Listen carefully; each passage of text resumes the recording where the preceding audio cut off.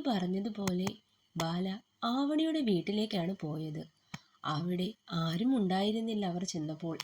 അനിരുദ്ധിനും അവൻ്റെ അച്ഛനും അമ്മയ്ക്കും എല്ലാവർക്കും വേണ്ടി മാളവികയുടെ വീട്ടിൽ വിരുന്നാണ്. എക്സാം ആയതുകൊണ്ട് തന്നെ ആവണിക്ക് പോകാൻ കഴിഞ്ഞില്ല. അവരെല്ലാം വൈകുന്നേരമേ ഇനി തിരിച്ചു വരും. എന്നാൽ ബാല കൂടി വരും എന്ന് ആവണി നേരത്തെ പറഞ്ഞിരുന്നത് കൊണ്ട് ആവണിയുടെ അമ്മ അവർക്കെല്ലാവർക്കും കഴിക്കാൻ വേണ്ടി വീട്ടിലെത്തി ടി വി ഓൺ ചെയ്ത് ആവണിയും ബാലയും ടി വിക്ക് മുന്നിലിരുന്നു. ശിവാനി അപ്പോഴേക്കും ഡ്രസ്സൊക്കെ മാറി അവളുടെ അമ്മ ഉണ്ടാക്കിയ കുറച്ച് ചിപ്സുമായി ആവണിയുടെ വീട്ടിലേക്ക് വന്നു. പിന്നെ അതൊക്കെ കഴിച്ച് ടി വി കണ്ടിരുന്നു. 3 മണി കഴിഞ്ഞാണ് അവർ ചോറ് കഴിച്ചത്. അത് കഴിഞ്ഞ് കുറച്ച് ഉറങ്ങി എണീച്ചപ്പോൾ 5 മണിയോടെ അടുത്തു. അപ്പോഴേക്കും വിരുന്നൊക്കെ കഴിഞ്ഞ് ആവണിയുടെ വീട്ടുകാർ വന്നു. സന്ധ്യ ആയതും ബാല പോയി കുളിച്ച് ആവണിക്കൊപ്പം വിളക്ക് വെച്ചു. എന്നിട്ടും സിദ്ധു എത്തിയിട്ടില്ല അവളെ വിളിക്കാൻ. അവൾ അവനെ വിളിച്ചു നോക്കി. പക്ഷേ ഫോൺ റിങ് ചെയ്യുന്നുണ്ടെങ്കിലും ആരും എടുക്കുന്നുണ്ടായിരുന്നില്ല. അവൾ ജിത്തുവിനെ വിളിച്ചു നോക്കി. അവനും ഫോൺ എടുത്തില്ല.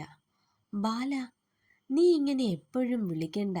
സിദ്ധുവേട്ടൻ പറഞ്ഞതല്ലേ ലേറ്റാകും വരാനെന്ന്. പിന്നെന്താ, അവർ വല്ല തിരക്കിലുമാകും, ആവണി പറഞ്ഞു. ഇരുട്ട് നിറഞ്ഞ ആ മുറിയുടെ വാതിൽ വലിയൊരു ശബ്ദത്തോടെ തുറന്നു.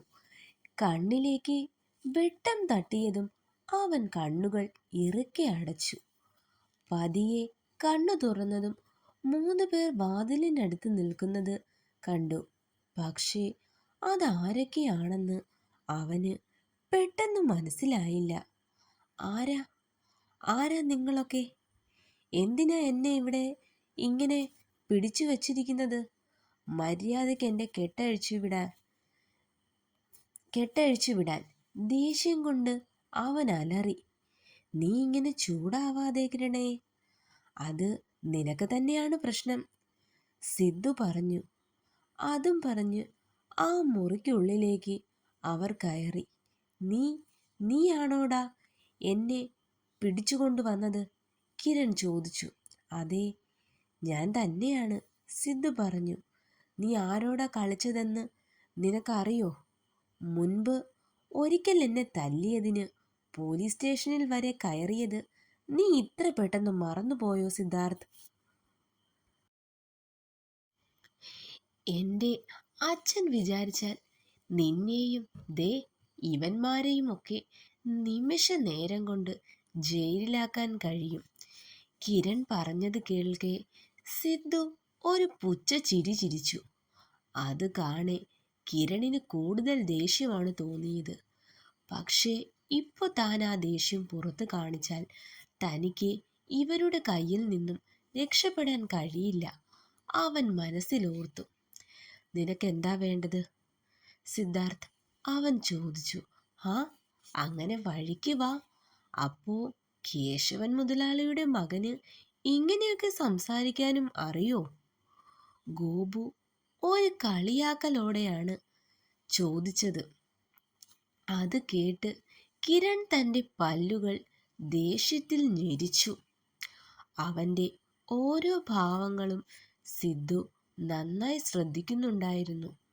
നീ എന്തിനാ സിദ്ധുവിൻ്റെ ഭാര്യ ശ്രീബാലയെ ഫോളോ ചെയ്യുന്നത്?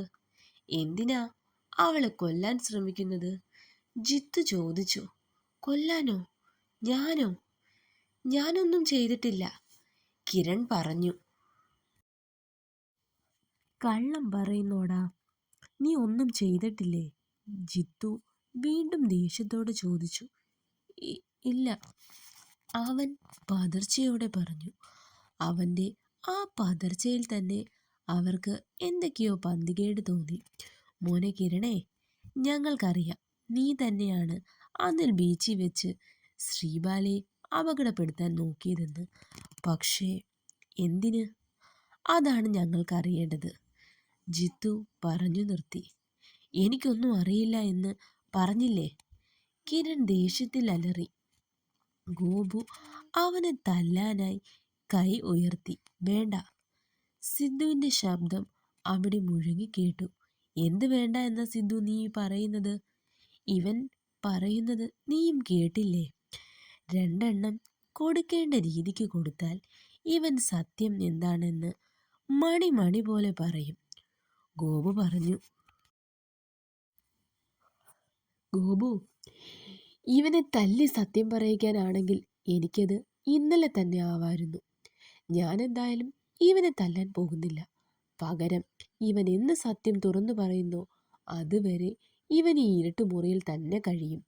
പുറം ലോകമെന്നത് കിരണിൻ്റെ വെറുമൊരു സ്വപ്നം മാത്രമാകും. എനിക്കിവനെ അധിക ദിവസമൊന്നും ഇവിടെ പിടിച്ചിടേണ്ടി വരില്ല ജിത്തു.